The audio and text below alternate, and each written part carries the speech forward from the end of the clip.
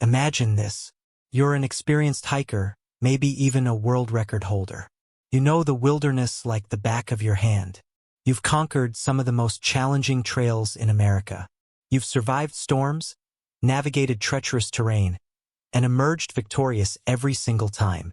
Now imagine vanishing without a trace in those very woods you know so well.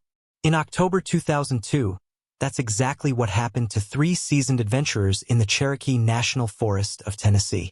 Marcus Thorne, a national hiking champion and Guinness World Record holder. Lena Petrova, a brilliant botanist documenting rare plant species. And Jake Sullivan, a skilled survivalist who'd guided countless people through dangerous terrain and brought them all home safely. They set off on what should have been a routine weekend trek through the beautiful, rugged Tennessee wilderness. They never came back.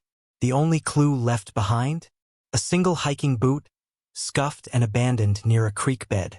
For 20 years, their fate became one of Tennessee's most haunting cold cases. Families waited. Investigators hit dead end after dead end. The forest kept its secrets locked away in those ancient trees and shadowed ravines. Until 2022, when an arrest shocked the entire community. The breakthrough came from a piece of evidence that had been hiding in the wilderness for nearly a decade. A camcorder. And the footage on that tape would reveal something so chilling, so disturbing, that it would rewrite everything we thought we knew about what happened in those deep, silent woods. This is the story of how a cold case solved after 2 decades brought justice to 3 families who never stopped believing. This is the story of the Cherokee National Forest disappearances. Let me introduce you to 3 extraordinary people. 3 individuals who loved the outdoors more than most of us could ever understand. 3 experienced adventurers who respected nature and knew how to survive in it. First, Marcus Thorne. 41 years old in 2002, Marcus isn't just an experienced hiker. He's a legend in the hiking community. In 1998, he sets the Guinness World Record for the fastest ascent of the most challenging segments of the Appalachian Trail. We're talking about the White Mountains in New Hampshire, the Mahoosic Range, sections that break even experienced hikers. Marcus completes them in record time.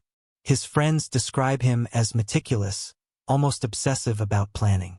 Before every hike, Marcus studies topographical maps for hours.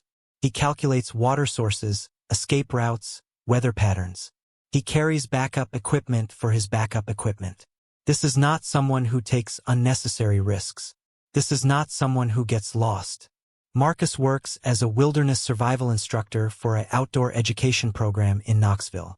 He teaches teenagers how to navigate with a compass, how to purify water, how to build emergency shelters. He's saved lives with his knowledge. His students call him a hero. His colleagues call him the safest person they know in the wilderness. But Marcus is more than his achievements. He's a devoted father to 2 teenage daughters. Every Sunday morning, without fail, he calls his mother in Chattanooga.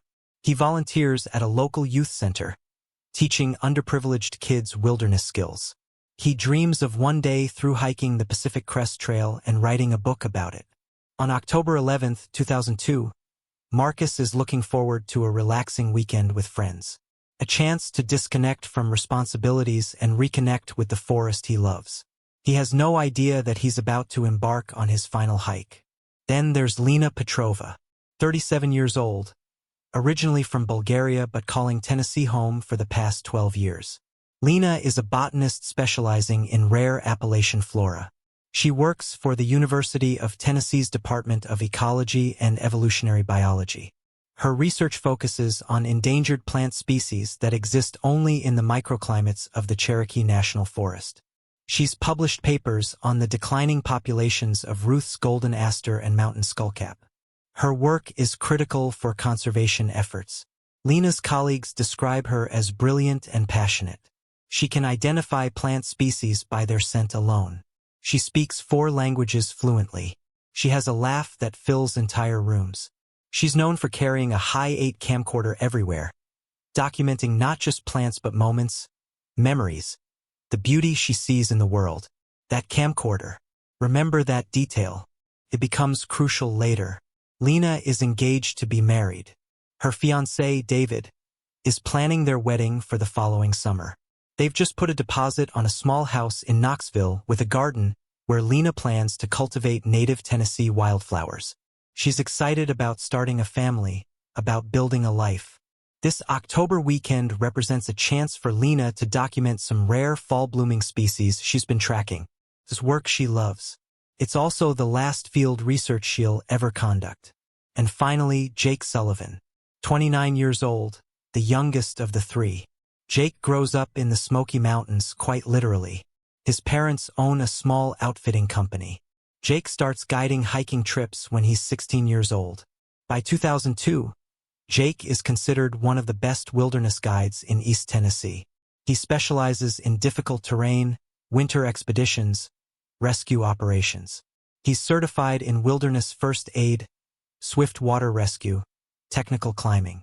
The Forest Service calls him when they need help with search and rescue missions. Friends describe Jake as the guy who can build a fire in a rainstorm, who can find north without a compass, who stays calm when everyone else panics. He's saved at least 3 lives in documented rescue operations. He's the person you want beside you when things go wrong in the wilderness. But Jake is also thoughtful, introspective. He keeps a journal of every hike, documenting not just routes and conditions but his thoughts, his observations about nature and life. He plays guitar around campfires. He's teaching himself wilderness photography. He dreams of eventually working for National Geographic. Jake is supposed to guide a youth group through the Smokies the following week. He's been planning it for months. Those kids are waiting for him. He never makes it back to take them. 3 experienced people. 3 lives full of promise, skill, and love for the wilderness. 3 individuals who know how to survive in the forest.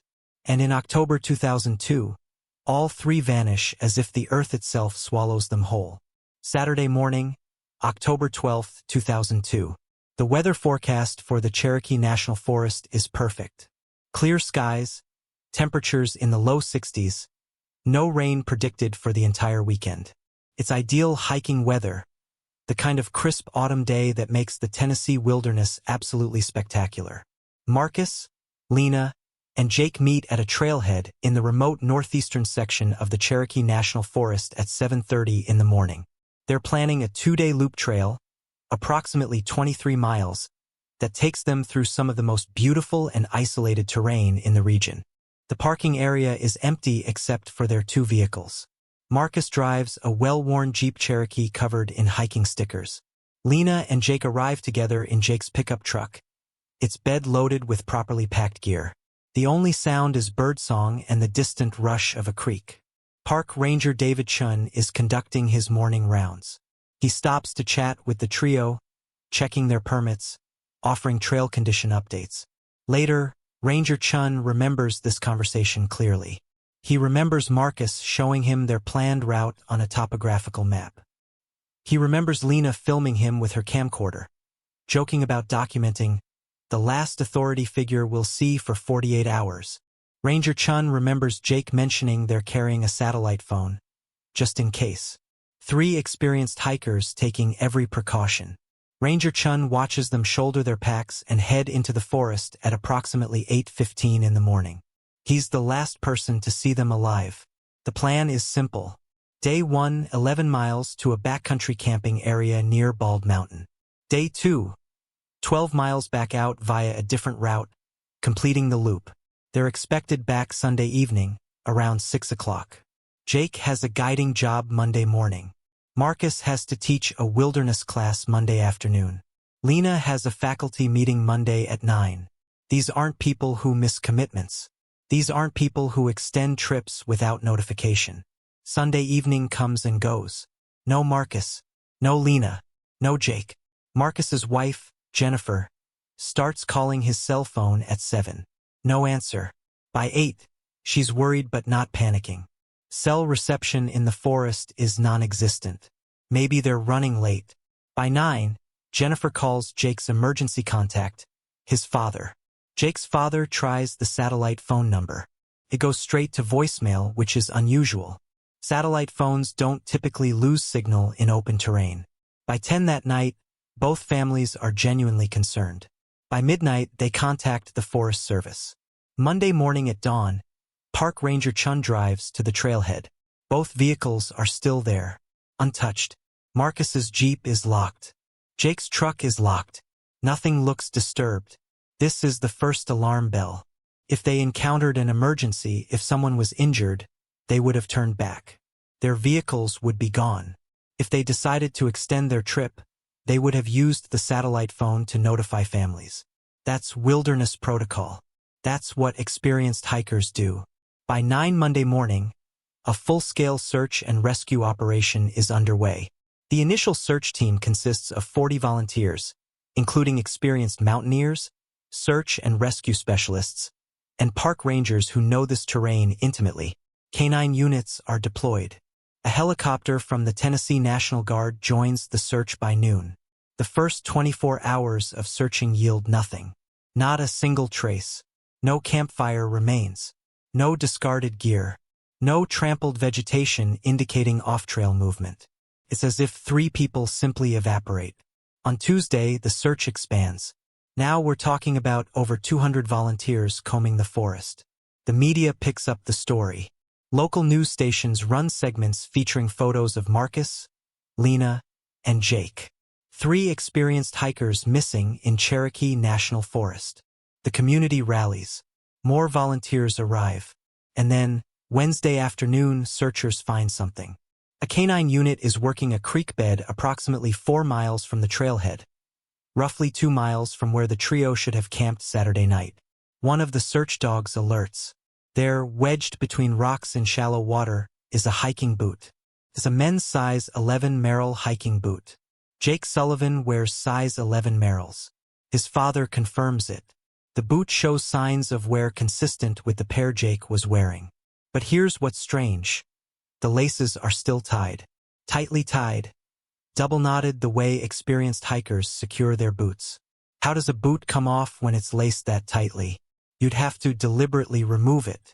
But why would Jake remove one boot in the middle of a hike, in the middle of the wilderness, and leave it in a creek bed? The boot is scuffed on one side, showing signs of impact or abrasion. But there's no blood, no obvious signs of trauma. Forensic teams examine it carefully. They find traces of local soil, creek water, algae indicating it's been submerged for at least several days. Nothing else. This single boot becomes the only physical evidence recovered in the entire search operation. That's it. One boot. From 3 people carrying probably 60 pounds of gear between them. Tents, sleeping bags, cooking equipment, food, water bottles, cameras, phones, satellite phone, first aid kits, tools. None of it found. Just one boot. The search continues for 2 weeks. They expand the search radius to 10 miles. They search ravines, caves, dense underbrush. Nothing. By late October, with no new leads and increasingly dangerous weather conditions, the active search is suspended. Marcus Thorne, Lena Petrova, and Jake Sullivan are officially listed as missing persons. The case becomes a cold case almost immediately. The forest has taken 3 experienced hikers and given back only a single scuffed boot and silence. That silence. That's what haunts investigators. The complete absence of evidence. In most wilderness disappearances, you find something. Equipment failure, signs of animal activity, evidence of falls or injuries. Something. Here, nothing but questions and that one inexplicable boot. Detective Sarah Martinez of the Tennessee Bureau of Investigation takes charge of the case in November 2002. She's a 20-year veteran specializing in missing persons cases. She's worked wilderness disappearances before.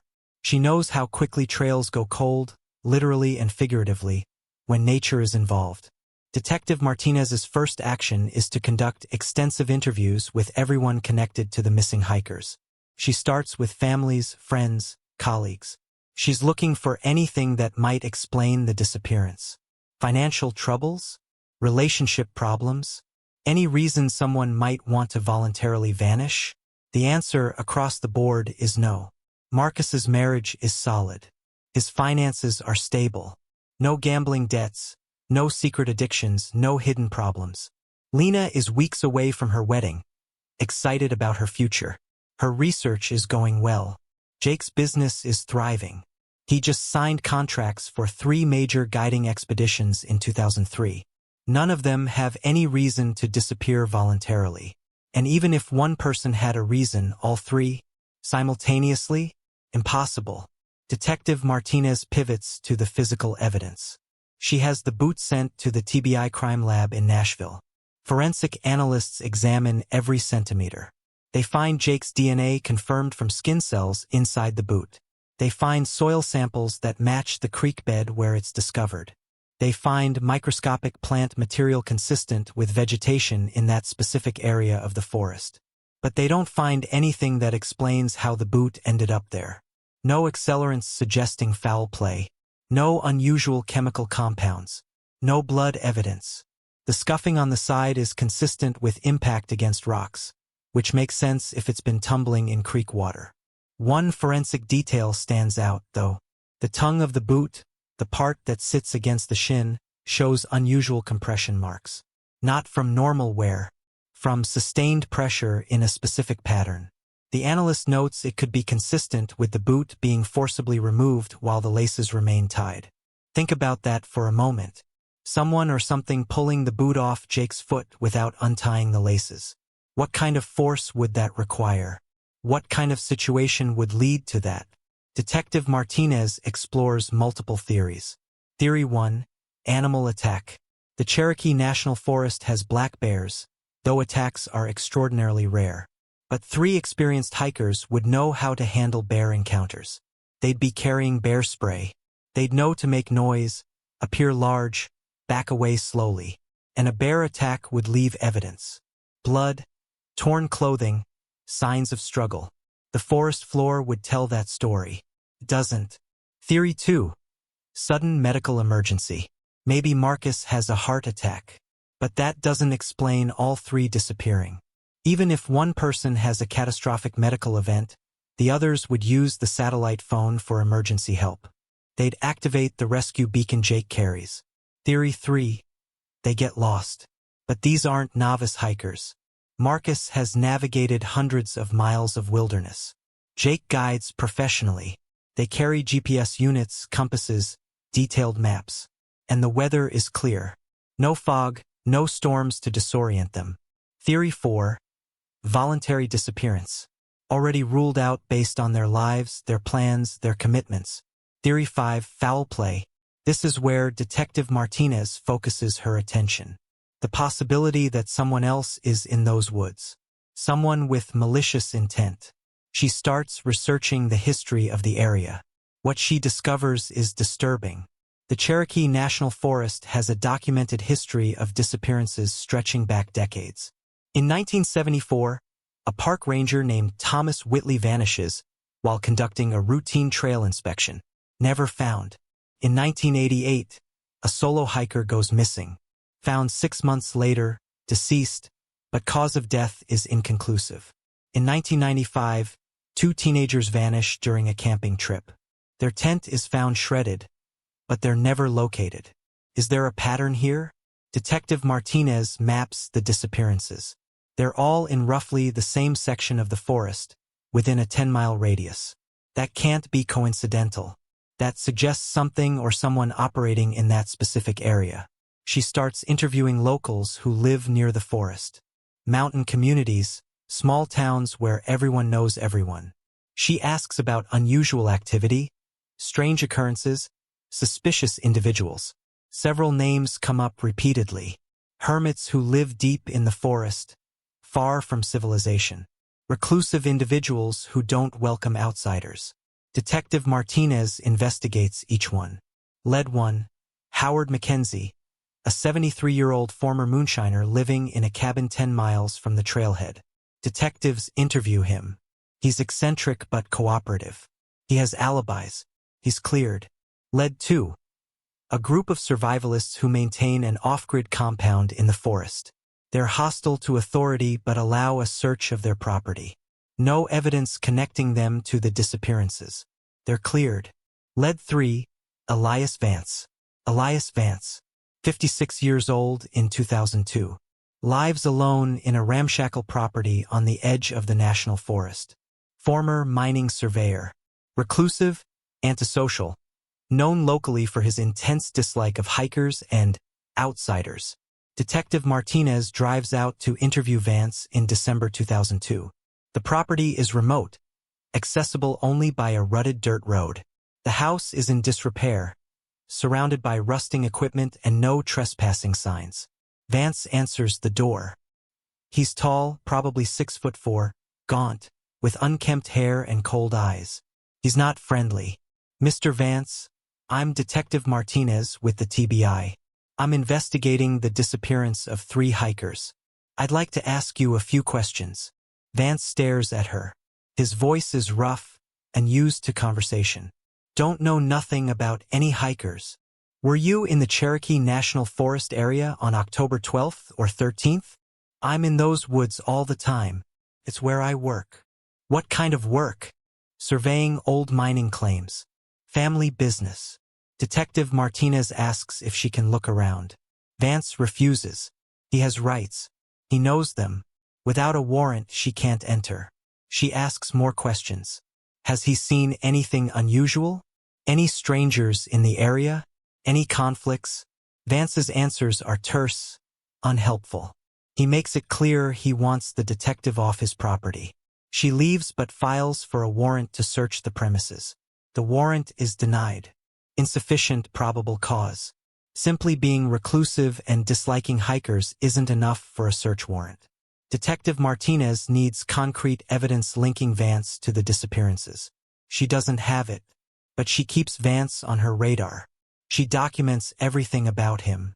His background, his property, his behavior. She interviews his neighbors, what few exist out there.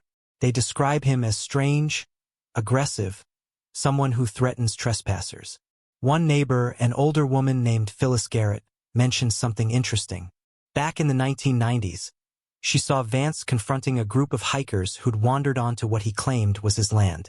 He'd been carrying a rifle, shouting about trespassing, about city people invading his territory. The hikers fled. They never filed a report. Detective Martinez tries to build a case. She monitors Vance. She checks his criminal history. He has a few misdemeanors. Assault charges from bar fights in the 1980s, all dismissed or pleaded down. Nothing major. Nothing that would justify a full investigation. The case stalls. Without evidence, without leads, without the missing hikers or their remains, there's nowhere to go. By spring 2003, the investigation is officially classified as a cold case. The families refuse to accept it.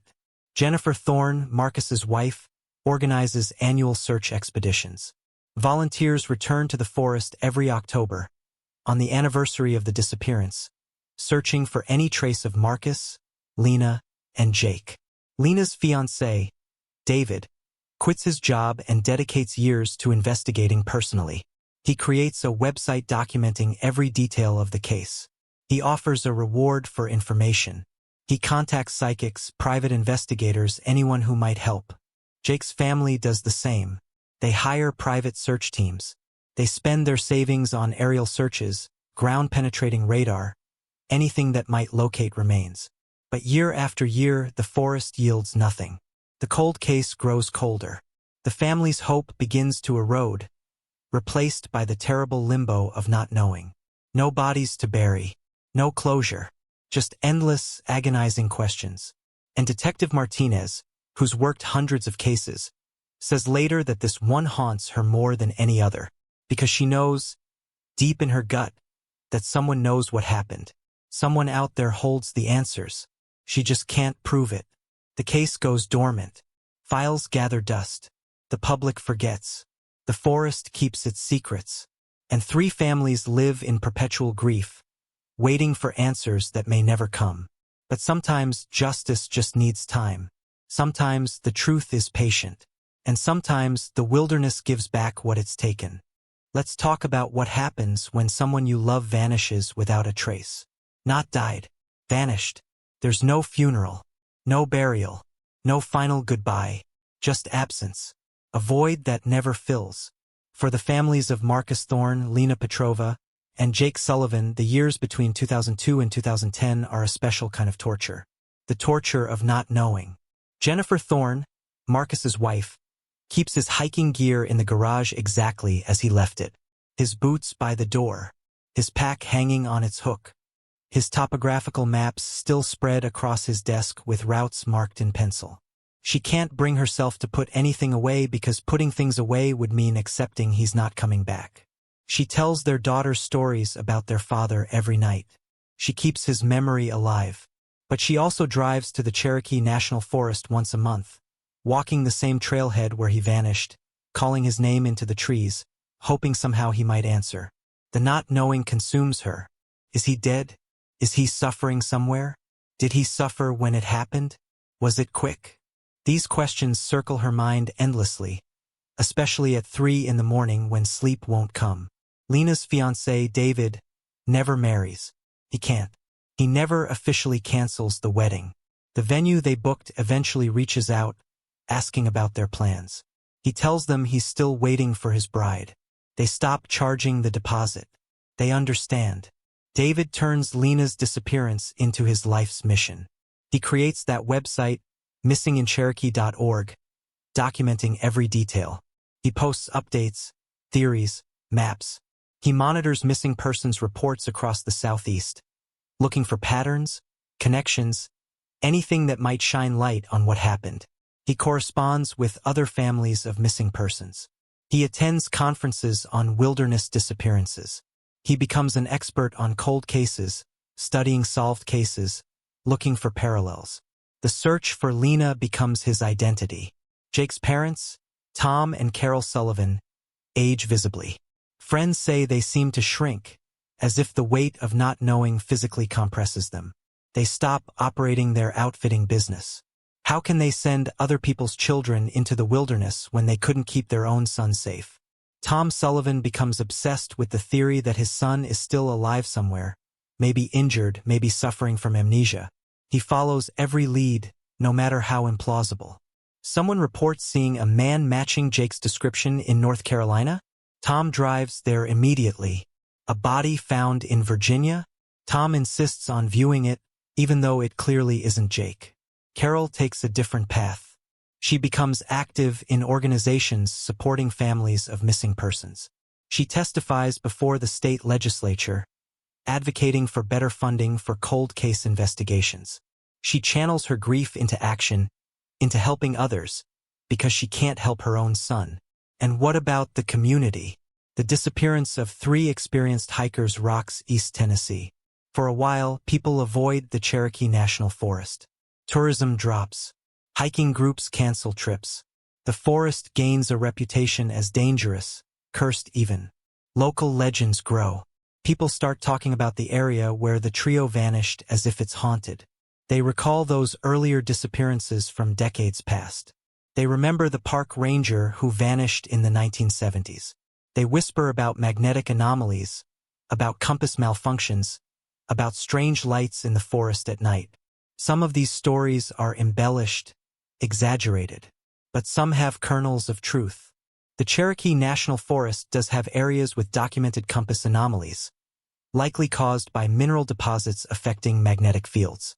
The forest does have deep ravines and cave systems that remain unexplored. The wilderness is vast, rugged, capable of swallowing people whole.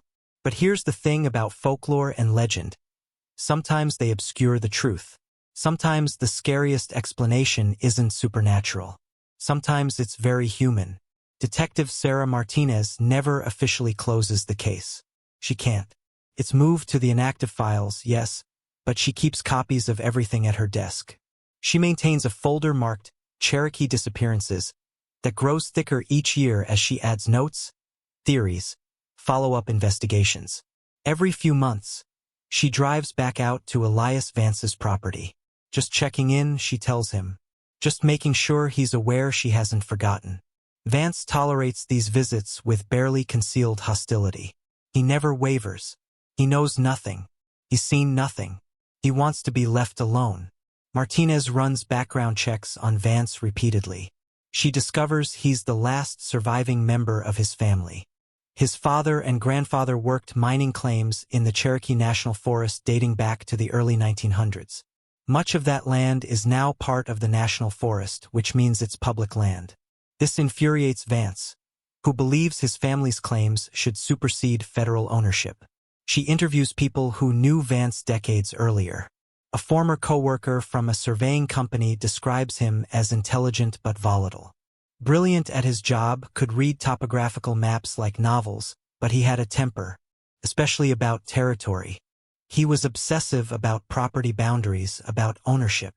A bartender from a local tavern remembers Vance going on drunken rants about hikers, about tourists invading his forest, about city people who don't respect the land. He'd get worked up about it, talking about teaching them lessons, about protecting what's his. Are these just the ravings of an antisocial drunk? Or are they confessions hidden in plain sight? Martinez can't get enough for an arrest. She can't even get another search warrant. She needs evidence and she has none. Just suspicions, just a gut feeling that Elias Vance knows more than he's saying. The years pass. 2003 becomes 2004 becomes 2005. Detective Martinez works other cases, solves other crimes. But the Cherokee disappearances remain unsolved, a personal failure that gnaws at her. In 2007, she's promoted to a supervisory role. She hands off active cases but keeps the Cherokee file. "I'll solve this one myself," she tells her colleagues, "even if it takes the rest of my career." And here's something most people don't understand about cold cases. They're never really cold. Not to the investigators who worked them. Not to the families still waiting. They're fires that burn low but never go out, waiting for oxygen, for fuel, for something to reignite them. That something is coming.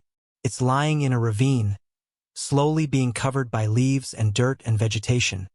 But it's there, waiting to be found, waiting to speak. Spring 2010. 8 years after the disappearance. A small documentary film crew is hiking through the Cherokee National Forest, working on a project about missing persons in America's wilderness areas. The crew consists of 3 people: director Marcus Chin, cinematographer Amanda Torres, and sound technician Kevin Briggs. They're filming B-roll footage, atmospheric shots of the forest, when Amanda spots something unusual in a ravine about 15 feet below the trail. "Hey, there's something down there," she calls out. "Looks like, I don't know, maybe old camping equipment." They scramble down the embankment using tree roots for handholds. What Amanda spotted is wedged between rocks, partially covered by years of accumulated leaves and debris. It's a small equipment case, the kind used to protect cameras in harsh conditions. Kevin pulls it free. The case is mud-caked, weathered, covered in moss and lichen. But it's intact. The waterproof seal has held. He pops the latches. Inside, protected from 8 years of weather, is a high-8 camcorder. The crew exchanges glances. They know about the Cherokee disappearances. Everyone who's researched missing persons in this area knows about Marcus, Lena, and Jake. And they know Lena Petrova carried a camcorder everywhere. They immediately contact the Forest Service. Within hours, Detective Sarah Martinez is at the site. She takes custody of the camcorder. Her hands are shaking as she holds it. This is the first new evidence in 8 years. The camcorder is sent to the FBI's Digital Forensics Lab in Quantico, Virginia. The technology for restoring damaged digital media has advanced significantly since 2002. What was impossible 8 years ago is now achievable. The forensic team carefully removes the high-8 tape from the camcorder. It's in remarkably good condition thanks to the protective case. But 8 years in the wilderness has still taken a toll. The magnetic tape shows signs of degradation, moisture damage, potential data loss. The restoration process takes weeks. Forensic technicians use specialized equipment to clean the tape, realign the magnetic particles, extract every possible bit of data. They employ digital enhancement algorithms to clarify degraded sections. They work frame by frame, rebuilding what nature tried to erase. Detective Martinez waits. She calls the lab every other day for updates. She doesn't sleep well. She knows this tape could be the breakthrough she's needed for 8 years. Or it could be blank, damaged beyond recovery, another dead end. Finally, in June 2010, she receives the call. The tape has been restored. There's footage. The lab is sending her a digital copy for review. Martinez drives to the FBI field office in Knoxville. She's directed to a private viewing room with a laptop loaded with the restored footage. She takes a breath before pressing play. The first section of the tape is joyful. It's Saturday morning, October 12, 2002. Lena's voice behind the camera, bright and excited. Day 1 of our adventure. The weather is absolutely perfect. The footage shows Marcus and Jake at the trailhead, shouldering packs, smiling. Ranger Chun appears, checking permits. "You be careful out there," his voice captured clearly. "It's beautiful but remote." "We're always careful," Jake responds, grinning. "That's why we bring Marcus. He's got survival skills for days." Marcus laughs. "Don't forget the satellite phone. Technology is our friend." The footage continues, hiking through gorgeous forest. Lena narrating, identifying plants. "That's a beautiful example of Fraser fir, you can tell by the needle arrangement." She films Marcus studying his map, Jake pointing out a rare bird species. Fast forward several hours. They've stopped for lunch at a scenic overlook. The 3 hikers are relaxed, eating trail mix, discussing their route. The conversation is casual, friendly. These are people comfortable with each other and their environment. "How far to camp?" Lena asks, still filming. Jake checks his GPS, about 5 more miles. "We're making good time. Should be there by 4:30. "Perfect," Marcus says. "That gives us time to set up before dark, get a fire going." More hiking footage. The forest is dense now, the trail narrower. The afternoon light is golden, filtering through the canopy. Lena occasionally films plant specimens, offering scientific observations in her slight Eastern European accent. Then the footage jumps. Timestamp shows it's now early evening. Based on the light, probably around 6 or 7 o'clock. They've reached the camping area. The footage shows Jake and Marcus setting up tents. Lena films the process, offering commentary. "And this is how professionals make camp." Notice the proper tent orientation, the careful selection of flat ground. She pans across the campsite. It's a small clearing surrounded by dense forest. A stone fire ring indicates this is an established backcountry camping spot. Everything looks normal, routine. Marcus gets a fire started. The 3 hikers cook dinner, some kind of freeze-dried meal. They're chatting, laughing. Jake tells a story about a disastrous guiding trip where a client insisted on bringing a full-size guitar. The audio captures their laughter. As darkness falls, the footage becomes harder to see, just shapes illuminated by firelight. But the audio is clear. They're discussing the next day's route. Marcus mentions a shortcut he wants to try, a trail he studied on maps but never hiked. Lena is excited about a specific ravine where she hopes to find rare ferns. "Early start tomorrow?" Jake asks. 7, Marcus suggests. "That gives us plenty of time." "Works for me," Lena agrees. Her hand reaches out, presumably to turn off the camera. Good night, digital diary. October 12th. A perfect first day. The screen goes black.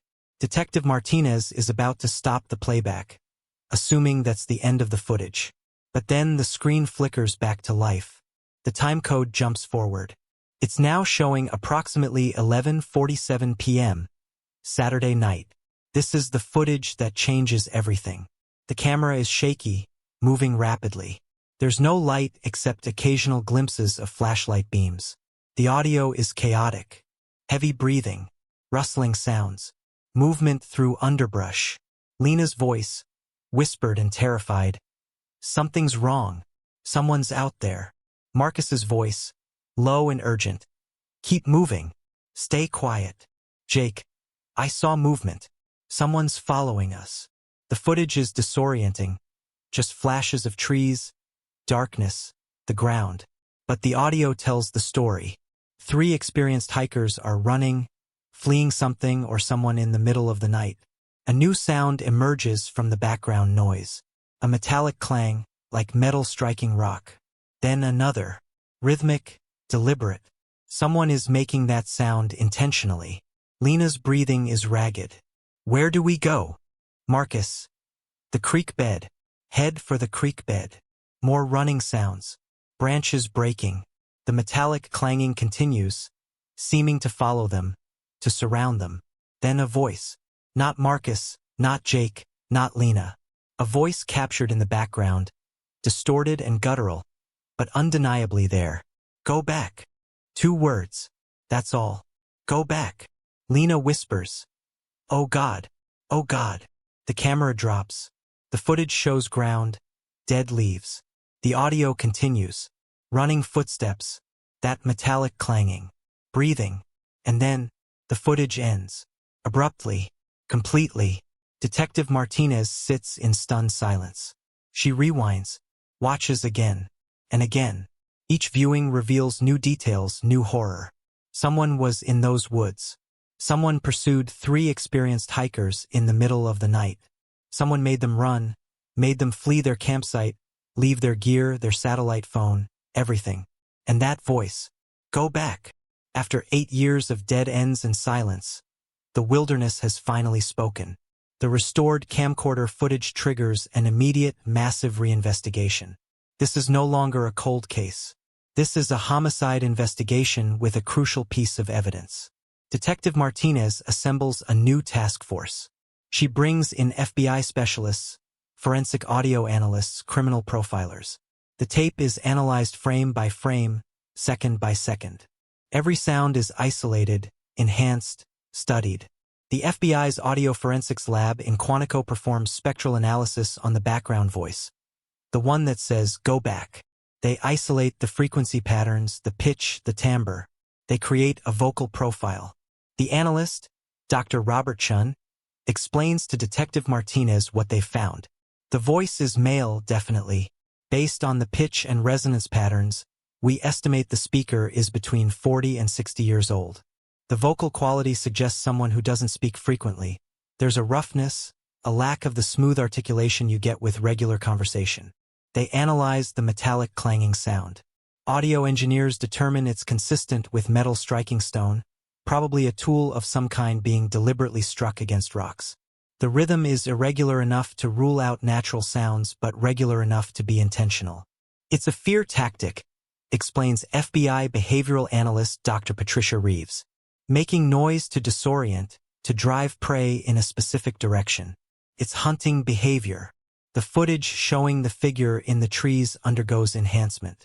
The original frame is dark, grainy, nearly impossible to see clearly. But modern image processing can extract details invisible to the naked eye. Frame-by-frame analysis reveals a male figure, tall, standing motionless between trees approximately 40 yards from the camera. Height analysis based on surrounding vegetation estimates the figure at 6'3" to 6'5". The figure is wearing dark clothing, possibly a hat. One detail stands out. The figure is holding something long and cylindrical, possibly a rifle, possibly a walking stick. The resolution isn't clear enough to determine definitively. But here's what forensic analysts can determine. The figure is deliberately positioned to be barely visible, concealed but watching. This isn't someone who accidentally wandered into frame. This is someone observing, stalking. Detective Martinez now has a profile. Male, 40 to 60 years old in 2002, which means 56 to 76 in 2010.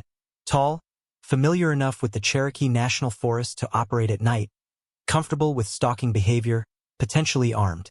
She immediately thinks of Elias Vance. In 2002, Vance was 56 years old. In 2010, he's 64. He's 6'4". He's intimately familiar with that section of the forest.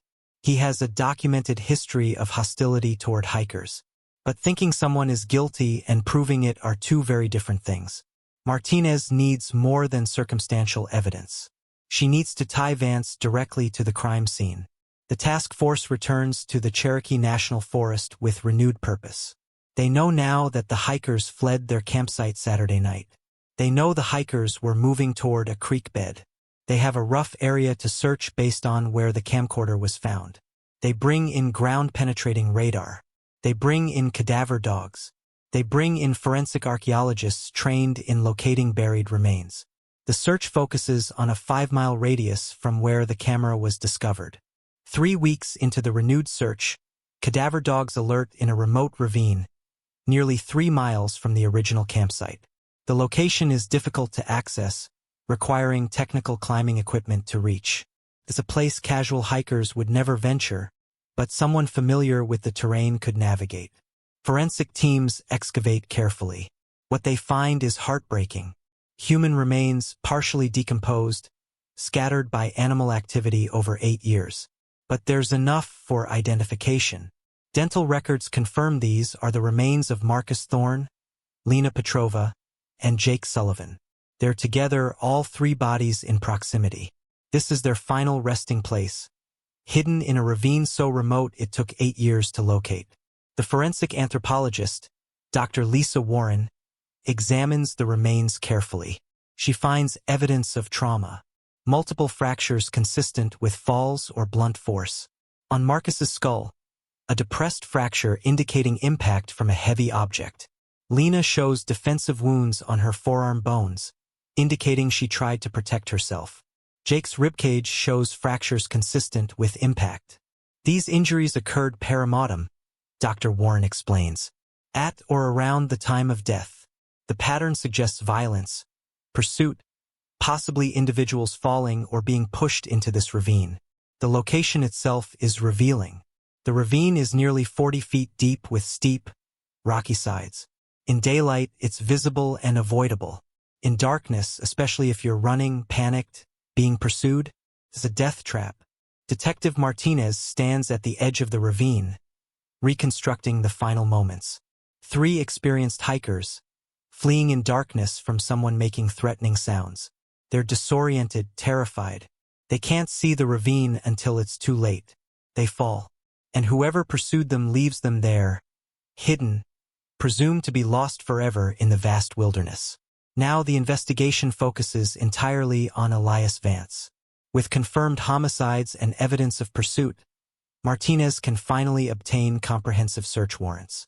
On August 15, 2010, a team of TBI agents and FBI personnel arrive at Vance's property. He answers the door, immediately hostile. "You got no right. We have a warrant, Mr. Vance." Detective Martinez hands him the document. "We're searching your property and your home for evidence related to the murders of Marcus Thorne, Lena Petrova, and Jake Sullivan. The search takes hours." Vance's property is cluttered with decades of accumulated equipment, tools, maps, mining records. But investigators are systematic, methodical.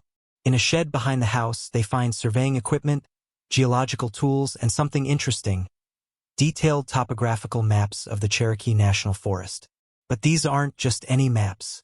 They're annotated, marked with handwritten notes. Hikers here October 5th. Group of 6, October 12th. Solo hiker October 19th. Vance has been tracking hikers, documenting their movements through the forest like a predator tracking prey. They find clothing in a storage trunk. Dark jackets, dark pants, the kind someone would wear to move unseen through woods at night. They seize these items for forensic analysis. In Vance's bedroom, in a drawer beneath folded clothes, they find something chilling. A collection of items: a woman's watch, a man's pocket knife, a key ring with unfamiliar keys, a small flashlight, personal items, the kind of things hikers carry. One item stands out: a driver's license. The photo shows a young man with a beard. The name: Thomas Whitley, the park ranger who vanished in 1974. This isn't about 3 hikers in 2002. This is about decades of hunting. Decades of targeting people in the Cherokee National Forest.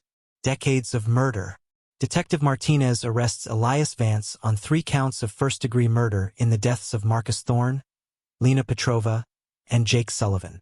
Additional charges will come as investigators connect him to other disappearances. Vance says nothing, doesn't resist, doesn't confess, doesn't explain. He just stares with those cold eyes, silent. But the evidence speaks for him. The maps, the trophies, the forensic analysis that will match his vocal profile to the voice on the tape saying, "Go back." The height analysis matching the figure in the footage. After 8 years, the cold case is solved. Justice, delayed but determined, has finally arrived. Building a murder case after 8 years, with remains exposed to elements and wildlife, presents enormous challenges. Prosecutors need to connect Elias Vance definitively to the deaths of Marcus, Lena, and Jake. They need evidence that will convince a jury beyond reasonable doubt.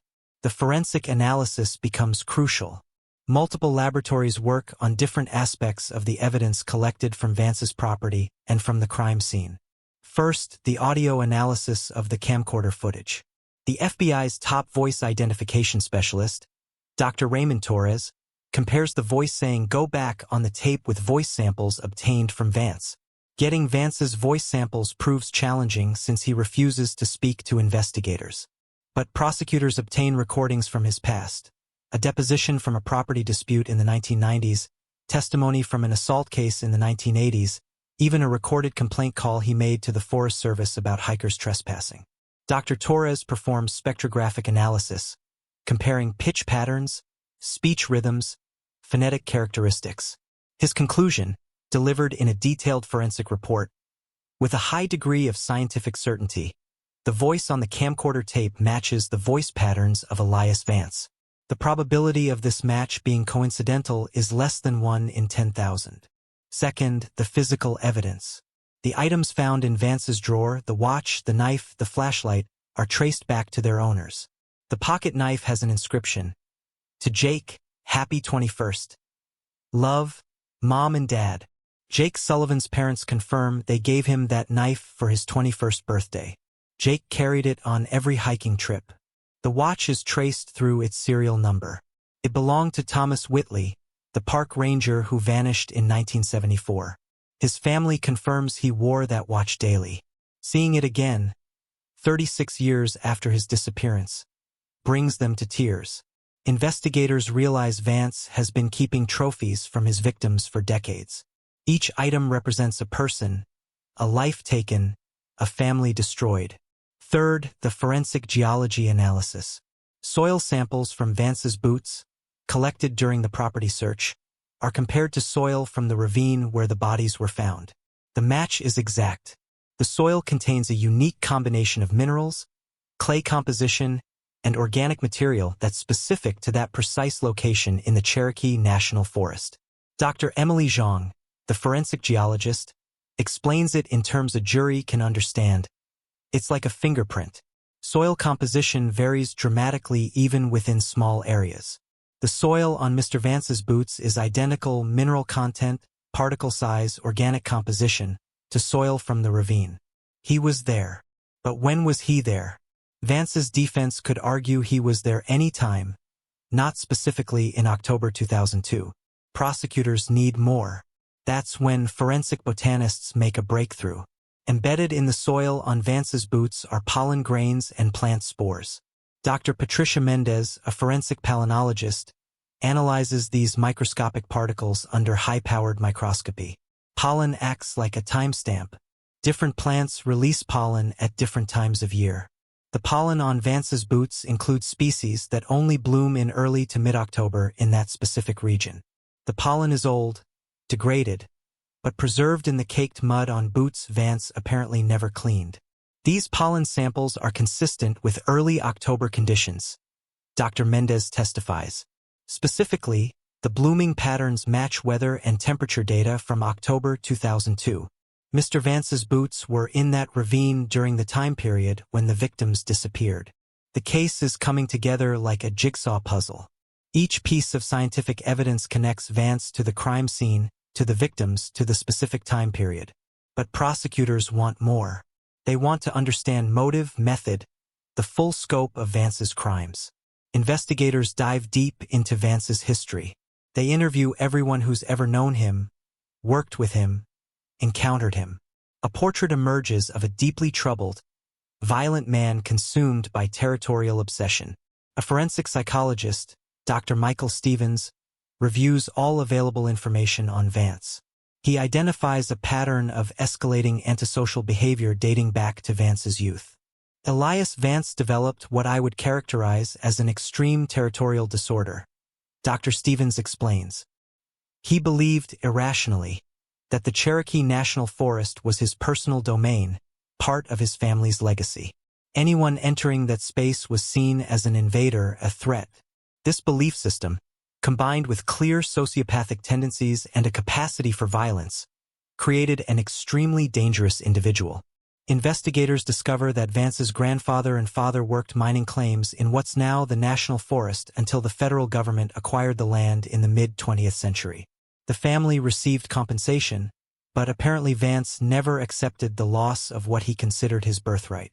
Interviews with locals reveal years of threatening behavior. A hiker in 1998 reports being chased by a tall man with a rifle, shouting about trespassing. The hiker escaped and never filed a formal report, too shaken to pursue it. But he remembers the man's face. Shown a photo array, he immediately identifies Elias Vance. Another incident in 2001. A family camping in the National Forest reports someone prowling around their campsite at night, making strange sounds, banging metal against rocks. They pack up and leave immediately. They never see the person clearly, but they describe a tall figure who moves through the forest with unnatural silence. The pattern is clear. Vance has been terrorizing hikers for years, escalating from intimidation to violence, from chasing people out of his forest to ensuring they never leave it at all. Prosecutors build a detailed timeline of October 12 to 13, 2002. They place Marcus, Lena, and Jake at their campsite Saturday evening. The camcorder footage establishes this. The footage also establishes that around 11:47 p.m., something causes 3 experienced hikers to flee in terror. Based on Vance's documented pattern of behavior, prosecutors theorize he observed the hikers setting up camp. He waited until night, then approached with the intent to frighten them off his perceived territory.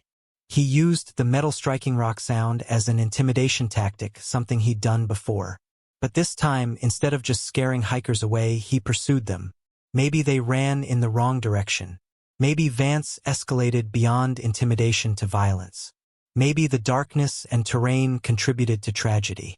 The 3 hikers, disoriented and terrified in complete darkness, run through unfamiliar terrain. They're separated from their campsite, from their gear, from the satellite phone that could save them. They're running blind, and they run straight into that ravine. The fall would have been catastrophic. 40 feet down onto rocks.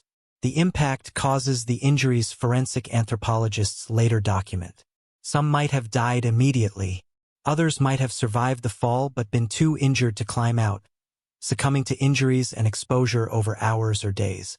And Elias Vance? He leaves them there, makes no attempt to help, to call for rescue. He knows that ravine, knows how hidden it is. He returns to his property, cleans nothing, changes nothing, keeps one of Jake's belongings as a trophy. When police eventually question him in 2002, he denies everything. And without evidence, without the camcorder, without the bodies, there's nothing investigators can do. But evidence has a way of surfacing. Truth has a way of emerging.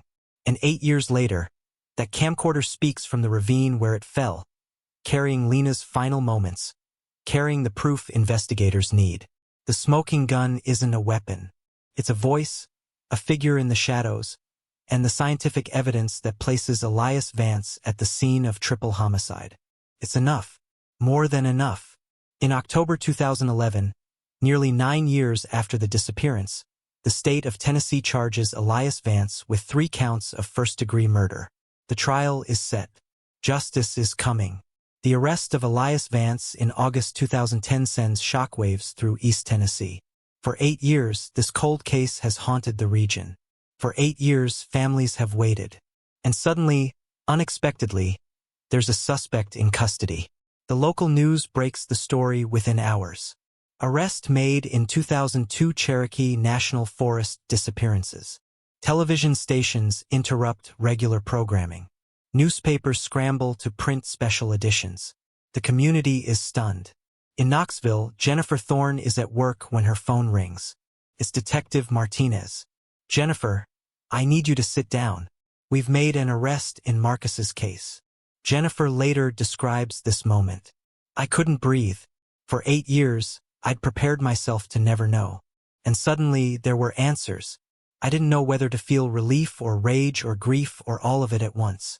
Lena's fiancé, David, is at his computer, updating the Missing in Cherokee website as he does every week, when he sees the news alert. Arrest in Cherokee disappearances. He reads the article 3 times before it sinks in. Then he breaks down completely. 8 years of searching, investigating, hoping. It's over. Jake's parents, Tom and Carol Sullivan, are together when they hear. They're visiting Jake's grave. They buried an empty casket years ago, needing somewhere to mourn, when Carol's phone rings. Their victim advocate from the TBI delivers the news personally. Tom later tells reporters, "We always knew someone was responsible. You don't just lose 3 experienced hikers without someone knowing something. We just never imagined it would take this long to prove it." In the small communities surrounding the Cherokee National Forest, the news hits differently. Elias Vance isn't a stranger. He's a familiar figure, seen occasionally at the general store, driving his beat-up truck on back roads, keeping to himself but present. Some neighbors express shock. Elias was odd. Sure, but we never thought, murder? Multiple murders. Others aren't surprised. Phyllis Garrett, the neighbor who mentioned Vance's past confrontations with hikers, tells reporters, "I always knew there was something wrong with that man. The way he talked about his land, about hikers invading his space. There was rage there, deep rage." The news that Vance may be connected to disappearances beyond Marcus, Lena, and Jake, potentially including the park ranger from 1974 and others, transforms him from a suspected killer into a suspected serial killer. The Cherokee National Forest becomes, in media parlance, a hunting ground. National news outlets pick up the story. This case has everything that captures public attention. Wilderness mystery, experienced victims who should have known better, years of family anguish, and finally a dramatic breakthrough via old technology. Nancy Grace covers it. Dateline schedules a special episode. True crime podcasts scramble to research and record episodes. The story trends on social media. Everyone wants to understand how 3 elite hikers fell victim to one antisocial recluse. But Detective Martinez, in a press conference, urges restraint. "We have strong evidence, but Elias Vance deserves a fair trial. I'm asking the media and the public to respect the legal process. Don't try him in the court of public opinion." Vance's first court appearance is a media circus. Photographers crowd the courthouse steps. News vans line the street. Everyone wants a glimpse of the man accused of these heinous crimes. Vance appears in an orange jumpsuit, shackled, flanked by deputies. He's gaunt, unkempt, his long gray hair tangled. He stares straight ahead, expression blank, as charges are read. "Elias Vance, you are charged with 3 counts of first-degree murder in the deaths of Marcus Thorne, Lena Petrova, and Jake Sullivan. How do you plead?" His public defender answers, "Not guilty, Your Honor." The judge sets bail at $5 million. Vance can't make it. He's remanded to custody, held in the county jail pending trial. The prosecution, led by Assistant District Attorney Rebecca Morgan, begins building their case publicly through pretrial motions and press releases. They're confident. They have the camcorder footage. They have the forensic evidence. They have the trophies found in Vance's possession. The defense, led by veteran criminal attorney Robert Carlyle, faces an uphill battle. His strategy becomes clear through pretrial arguments. Challenge the forensic evidence, argue that presence at the scene doesn't prove murder, suggest the hikers died accidentally and Vance is being scapegoated. "There's no direct evidence my client harmed anyone," Carlyle argues in a pretrial hearing. The state has circumstantial evidence that Mr. Vance was in the forest, which he admits, as he surveyed old mining claims there regularly. They have not proven he caused these tragic deaths. The families attend every hearing. They need to see Vance, to look at the man who destroyed their lives. Jennifer Thorne says later, "I wanted him to see us, to see the people he hurt. I wanted him to know we weren't giving up, weren't going away." The prosecution adds additional charges: kidnapping, felony murder, theft of personal property, the items found in Vance's possession. Each charge carries significant prison time. Investigators continue working, knowing the defense will challenge everything. They conduct additional interviews, secure expert witnesses, refine their timeline. They prepare for a trial that will be one of Tennessee's most closely watched in years. And through it all, Elias Vance maintains silence. He doesn't grant interviews. He doesn't speak to guards beyond necessary communication. He sits in his cell, alone, just as he lived on his property, alone, wrapped in whatever delusions or rage sustained him for decades. The arrest shocks the community, yes. But what's coming next? The trial, the testimony, the full revelation of what happened in those woods, will shock them even more. April 2011. The trial of Elias Vance begins in the Cook County Courthouse. Security is extraordinary. Metal detectors, deputies everywhere, restricted access. Judge Martha Peterson presides, a 30-year veteran known for running a tight courtroom. Jury selection takes 3 days. Both sides are searching for jurors who can remain impartial despite extensive media coverage. The final jury. 7 women, 5 men, ranging from a retired schoolteacher to a young mechanic, none with prior connection to the case or the defendant. Assistant District Attorney Rebecca Morgan delivers the opening statement. Her voice is clear, methodical, building the narrative from the beginning. Ladies and gentlemen of the jury, in October 2002, 3 of Tennessee's most experienced outdoors enthusiasts entered the Cherokee National Forest for a routine weekend hike. Marcus Thorne, a world record-holding hiker and survival instructor. Lena Petrova, a botanist who'd hiked these trails dozens of times. Jake Sullivan, a professional wilderness guide. These were not novices. These were not people who make careless mistakes in the woods. She pauses, making eye contact with each juror. They never came home. For 8 years, their families waited, hoped, grieved without closure. And then, technology that didn't exist in 2002 restored a camcorder tape that revealed the truth. The truth about what happened in those woods. The truth about who was responsible. Morgan outlines the evidence. The restored footage showing a stalking figure, the voice saying, "Go back," the forensic evidence placing Vance at the scene, the trophies from victims found in his home. By the end of this trial, you will know beyond any doubt that Elias Vance hunted these 3 people like animals, terrified them, chased them through darkness, and left them to die in a ravine. You will know that justice, though delayed, demands accountability. Defense attorney Robert Carlyle approaches the jury with a different tone, measured and skeptical. The prosecution wants you to believe a complex story based on shadows and circumstantial evidence. They have no eyewitnesses, no murder weapon, no confession. What they have is tragic deaths that occurred in dangerous wilderness terrain, and a rush to blame a man who doesn't fit society's norms. Carlyle argues that the deaths were accidental, that the hikers got lost or disoriented, that they tragically fell into the ravine in darkness. My client is a recluse, yes. Antisocial, yes. But different doesn't mean murderer. The state wants you to convict based on who Elias Vance is, not on what he actually did.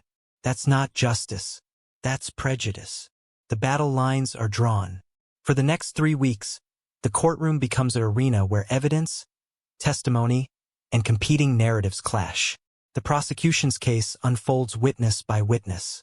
Park Ranger David Chen testifies about seeing the 3 hikers Saturday morning, their professionalism, their preparation. These weren't people taking foolish risks, he states firmly.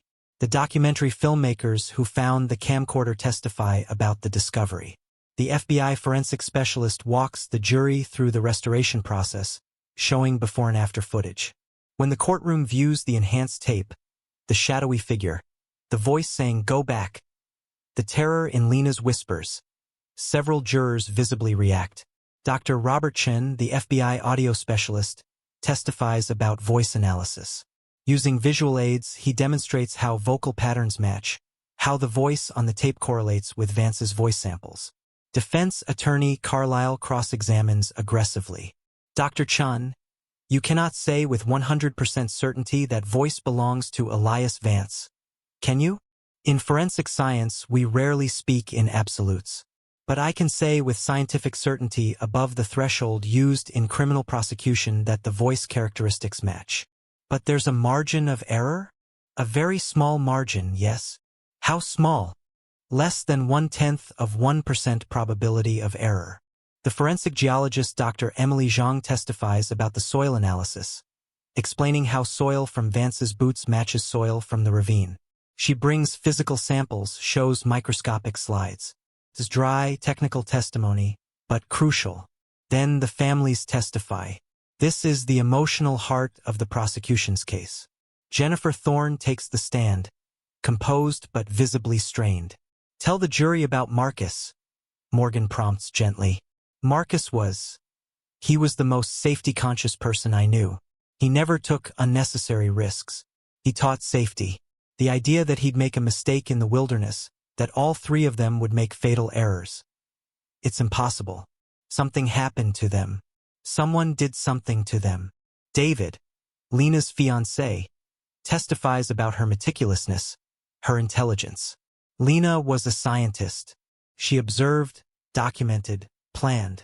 She carried that camcorder everywhere because she wanted to capture knowledge, beauty, truth. And that camcorder captured her truth, her terror. Jake's father, Tom Sullivan, testifies about his son's expertise. Jake rescued people. He was trained in emergency response. If something went wrong naturally, an injury, an animal encounter, Jake would have handled it. He would have used the satellite phone. He would have gotten everyone to safety. That's who he was. Defense attorney Carlisle cross-examines respectfully but pointedly. His goal is to humanize the victims while suggesting accidents happen even to experts. "Mr. Sullivan, despite your son's expertise, wilderness accidents do occur, correct?" "Yes, but..." "Even to experienced hikers?" "Yes, but Jake would never. And in darkness, even experts can get disoriented?" "Objection," Morgan interjects. "Calls for speculation." "Sustained." Judge Peterson rules. Carlisle shifts tactics. "Mr. Sullivan, you want justice for your son. That's understandable. But wanting someone to be responsible doesn't make them responsible, does it?" Tom Sullivan looks directly at Carlisle. "I know who's responsible. He's sitting right there." When the prosecution rests, the defense presents its case. The sparse, focused on creating reasonable doubt rather than offering alternative explanations. Carlisle calls a wilderness safety expert who testifies that even experienced hikers misjudge terrain, especially at night. He calls a retired ranger who describes the ravine as particularly dangerous and well camouflaged in darkness.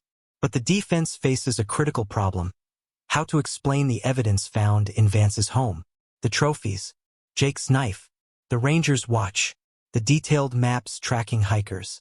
Vance's nephew, his only living relative, testifies that Vance was a collector, that he'd find lost items in the forest during his surveying work. This weak testimony, unconvincing. The question everyone anticipates: will Elias Vance testify? Defense attorneys usually advise against it, especially with a difficult client. But testifying is Vance's constitutional right. Carlisle confers with Vance repeatedly. Finally, he announces, "The defense rests. Vance will not testify, will not explain, will not defend himself in his own words." The silence that characterized his life continues through his trial. Rebecca Morgan's closing argument is powerful, synthesizing 3 weeks of testimony into a compelling narrative. The evidence tells a story of a man consumed by irrational rage over land he didn't own, targeting innocent people enjoying public wilderness. A story of hunting, terrorizing, and ultimately causing the deaths of 3 bright, talented individuals. Elias Vance took them from their families, hid their bodies, kept trophies, and never showed a moment of remorse. She pauses, looking at each juror. Marcus, Lena, and Jake can't speak for themselves, but the evidence speaks for them. The camcorder speaks for them. And now you must speak for them. Find Elias Vance guilty of their murders. Carlisle's closing emphasizes doubt. The prosecution has built a circumstantial case on possibilities, not certainties. Yes, my client was in the forest, he lived there, worked there. Yes, the victims died, a tragedy, absolutely. But has the state proven beyond reasonable doubt that Elias Vance caused those deaths? I submit they have not. He reminds jurors of their oath. Reasonable doubt exists when reasonable people disagree. If you have questions, doubts, uncertainties, and how could you not in a case with no witnesses, no weapon, no direct evidence? You must acquit. The jury deliberates for 47 hours across 4 days. The wait is agonizing for everyone. The families camp out in the courthouse. Media maintains constant vigil. The community holds its breath. Finally, a knock on the deliberation room door. The jury has reached a verdict. The courtroom fills within minutes of word spreading that the jury has reached a verdict. Judge Peterson takes the bench. The jury files in, faces unreadable. Elias Vance stands, flanked by his attorneys, expression blank as always. Has the jury reached a verdict? Judge Peterson asks. The jury foreperson, a middle-aged woman who works as an accountant, stands. We have, Your Honor, in the matter of the state of Tennessee versus Elias Vance, on the count of first-degree murder in the death of Marcus Thorne, how do you find? Pause that feels eternal. Guilty. Jennifer Thorne gasps, covering her mouth.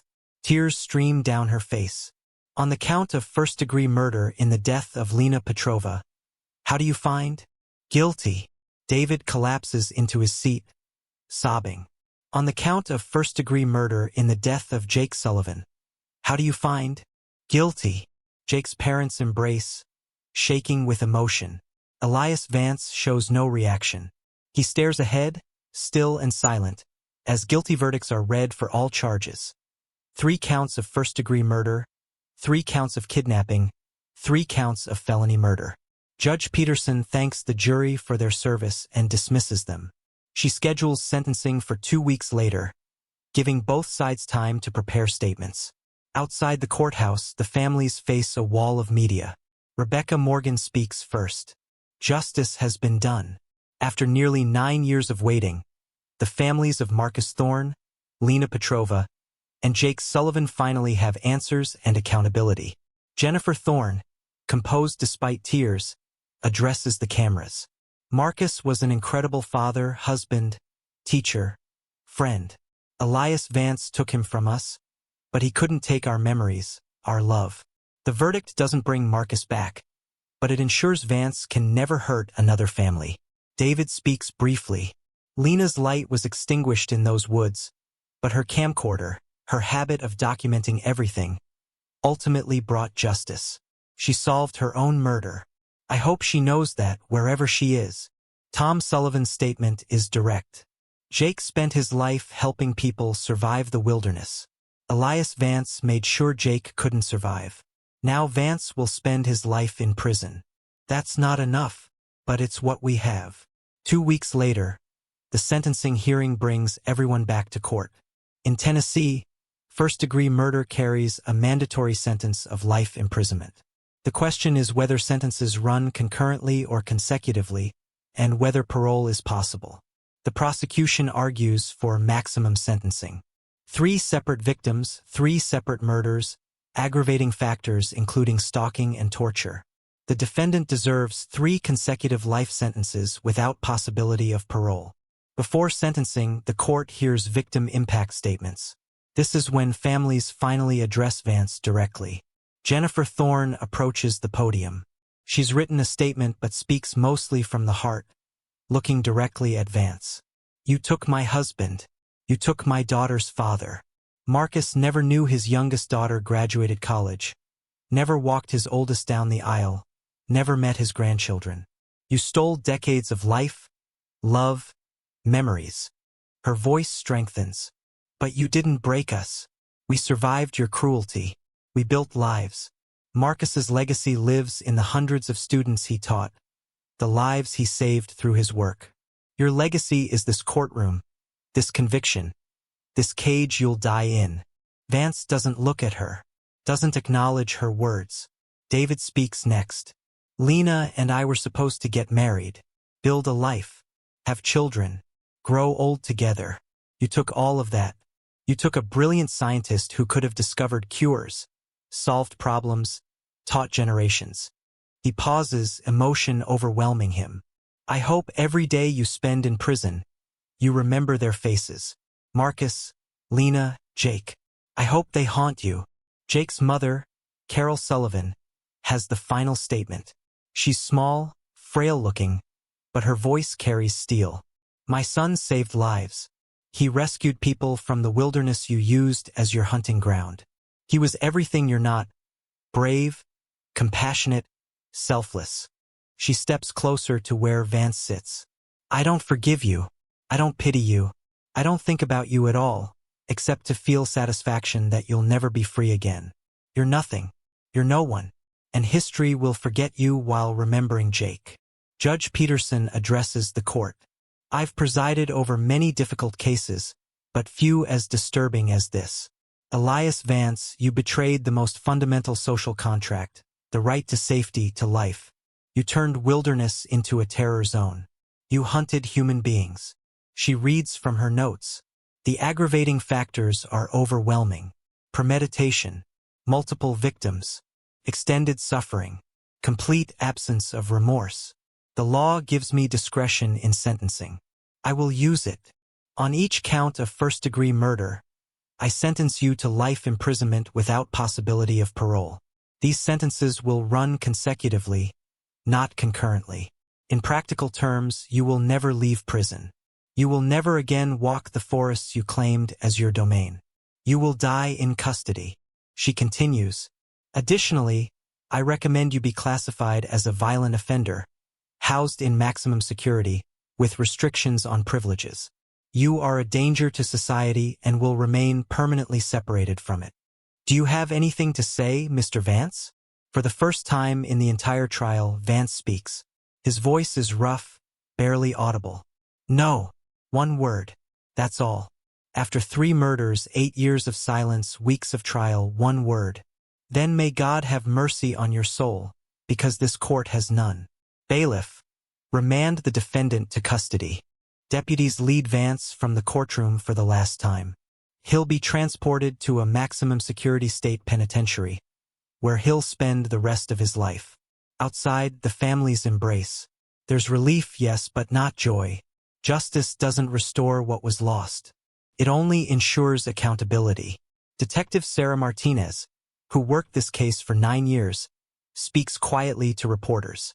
I'm grateful for the verdict, for the jury's service, for the family's strength, and I'm grateful to Lena Petrova for carrying that camcorder. Without it, Elias Vance might never have been caught.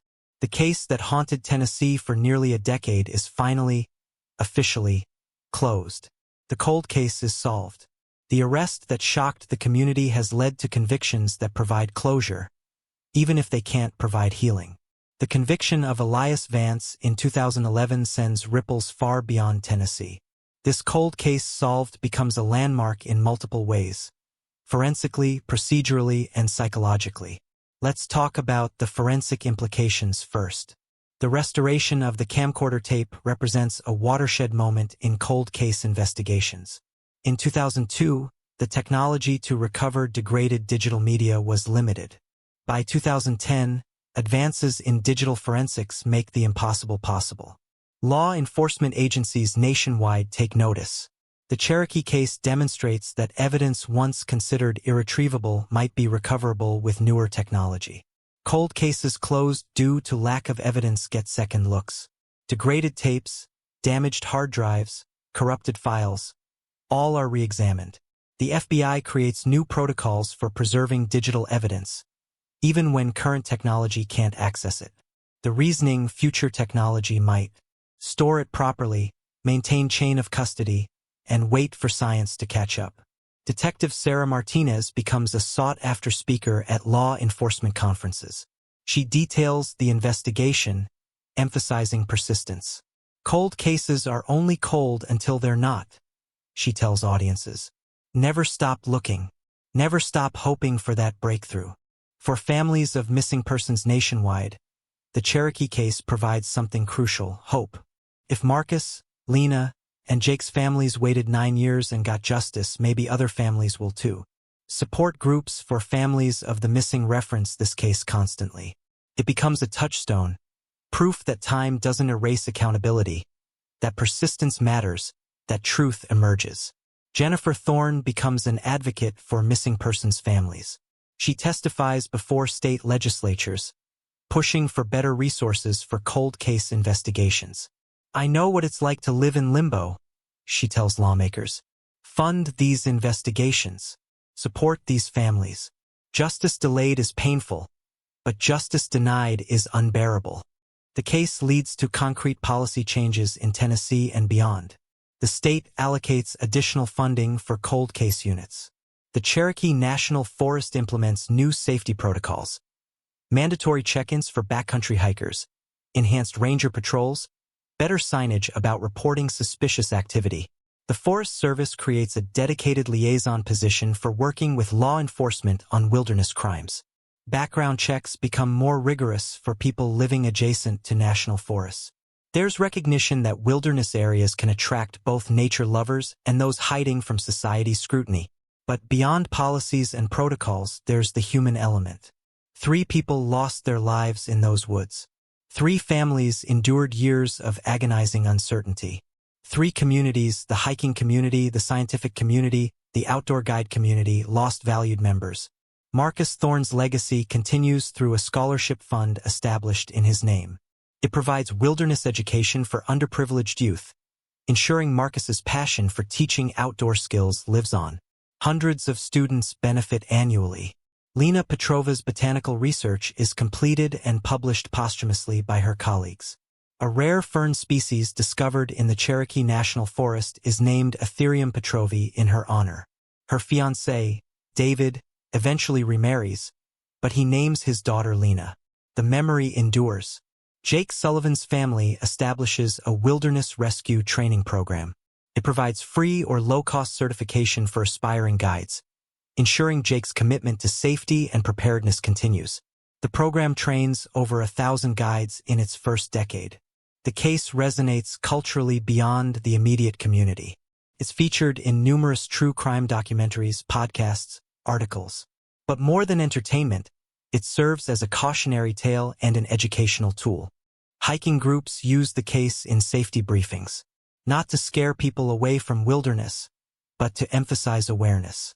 The greatest danger isn't always the terrain, instructors explain. It's sometimes the people you encounter. The case also sparks broader conversations about how society deals with antisocial individuals living on society's margins. Elias Vance was known to be troubled, hostile, potentially dangerous. Yet no intervention occurred until after tragedy. Could something have been done earlier? Should authorities monitor reclusive individuals near public lands more closely? These questions don't have easy answers, but the case forces the conversation. For investigators, the case offers crucial lessons. First, never dismiss evidence, even if current technology can't fully exploit it. That camcorder sat in evidence for years before technology caught up. Second, trust instincts but demand evidence. Detective Martinez suspected Vance from early on, but she didn't arrest until she had proof. The discipline to wait to build an airtight case ensured conviction. Third, cold cases require different approaches than active investigations. Patience, persistence, willingness to revisit evidence with fresh eyes and new technology. Cold case work is a marathon, not a sprint. And what about Elias Vance? He's incarcerated at the Riverbend Maximum Security Institution in Nashville. By all accounts, he's a model prisoner, quiet, compliant, isolated. He doesn't socialize, doesn't participate in programs, doesn't seek attention. Investigators believe there are more victims. The Rangers watch, items that didn't belong to Marcus, Lena, or Jake found in Vance's possession suggest other disappearances that remain unsolved. But Vance won't talk, won't confess, won't provide closure to those other families. Some cases remain cold. Some families still wait. Vance takes those secrets to his cell, perhaps to his grave eventually. It's a final cruelty from a man whose life was defined by cruelty. The Cherokee National Forest disappearances, the cold case that became solved cases after 9 years, stands as testament to persistence, technology, and the refusal to let victims be forgotten. 3 experienced hikers went into beautiful wilderness and never came home. For years, the forest kept their fate secret. But wilderness, for all its ability to conceal, eventually reveals. Truth, for all its ability to hide, eventually emerges. Justice came slowly, painfully, but it came. And in coming, it provided not just accountability for past crimes, but hope for future investigations, comfort for waiting families, and a reminder that every cold case represents people who mattered, families who wait, and truth that demands telling. So here we are at the end of the story, but really it's not an ending at all. For Jennifer Thorne, for David, for the Sullivans, the story continues every day. The grief continues. The absence continues. The conviction didn't bring Marcus, Lena, and Jake back. It only ensured the person responsible for their deaths faces consequences. I want you to think about something. Right now, across America, there are over 600,000 active missing persons cases. Many will be resolved quickly. A confused elderly person found safe. A teenager who ran away returning home. But some won't be resolved. Some become cold cases, joining tens of thousands of unsolved disappearances. Behind each case number, each name in a database, each investigation file are people. Real people with families who love them, friends who miss them, communities that remember them. And those families wait, sometimes for years, sometimes for decades, sometimes forever. The Cherokee National Forest case teaches us that cold cases can be solved. That persistence matters. That technology advances, evidence resurfaces, witnesses come forward, and truth, stubborn, patient truth, waits for its moment. It also teaches us to be aware. The wilderness is beautiful, yes. It's restorative and majestic and worthy of respect. But it's also important to be cautious, informed, and aware of your surroundings. Trust your instincts. If something feels wrong, it might be. If someone's behavior seems threatening, take it seriously. Marcus, Lena, and Jake were experienced, prepared, skilled. They did everything right. They still became victims. Sometimes tragedy strikes despite our best efforts. But awareness, preparation, and vigilance can improve our odds. If you're listening to this and you have information about any unsolved case, not just in Tennessee, anywhere, please come forward. You might think your information is insignificant. You might think someone else has already reported it. You might be afraid or uncertain. But remember, that camcorder sat in a ravine for 8 years. Those documentary filmmakers could have walked past it, dismissed it as trash, ignored it. But they didn't. They investigated. They reported it. And that decision brought justice. Your tip, your information, your memory of something unusual, it could be the breakthrough an investigator needs. Could be the answer a family has prayed for. It could be the difference between a case staying cold and a case being solved. I know these stories are difficult to hear. They're difficult to tell. We spend an hour or more talking about tragedy, violence, loss. Takes an emotional toll. So if you're feeling affected by this story, please reach out to someone. Talk to a friend, a family member, a professional. Don't carry darkness alone. And if this case resonates with you personally, if you've lost someone, if you're waiting for answers, if you're living in that terrible uncertainty, please know that communities exist to support you. Organizations like the National Missing and Unidentified Persons System, the National Center for Missing and Exploited Children, family support groups, and victim advocacy organizations are out there. You're not alone in your pain. The Cherokee National Forest is still there, of course. People still hike it, still camp in its backcountry, still experience its beauty. The forest itself isn't evil. Elias Vance was evil. The forest was just where he chose to enact his violence. And in a way, the forest provided justice too. It preserved that camcorder, held it safe in its ravine until filmmakers found it. It gave up its secrets eventually. Nature witnessed crimes and, in its own time, testified. I think about Marcus, Lena, and Jake often when I research these cases. 3 people who loved the outdoors, who dedicated their lives to understanding and teaching about wilderness. They died in the place they loved, at the hands of someone consumed by irrational rage over land he didn't own and couldn't control. But their deaths weren't meaningless. The investigation led to changes that protect other hikers. Their families' advocacy helps other families of the missing. The forensic breakthroughs in their case advance cold case investigations nationwide. And their story, this story, reminds us that justice matters, that persistence matters, that truth matters. Every cold case represents someone's loved one, someone's child, parent, sibling, friend. They deserve to be remembered. They deserve investigation, advocacy, justice. And they deserve us to believe that solving these cases matters, even after years, even after decades. The Cherokee disappearances were a cold case for 9 years. Then they became a solved case, bringing closure to 3 families and accountability for 1 killer. That transformation from cold to solved, it's what we hope for in every case. So this case reminds us, stay vigilant in the wilderness. Support families of the missing. Never give up on justice. And remember that behind every cold case statistic is a real person whose story deserves telling and whose fate deserves resolution. With that said, thank you for listening to this story. Thank you for spending this time hearing about Marcus Thorne, Lena Petrova, and Jake Sullivan. Thank you for caring about justice, about truth, about the cold cases that can still be solved. Until next time, stay safe out there. And if you see something, if you know something, if you remember something that might matter, speak up. Your voice could be the one that brings someone home. This has been the story of the Tennessee 2002 cold case solved, the arrest that shocked the community and the 9-year journey to justice.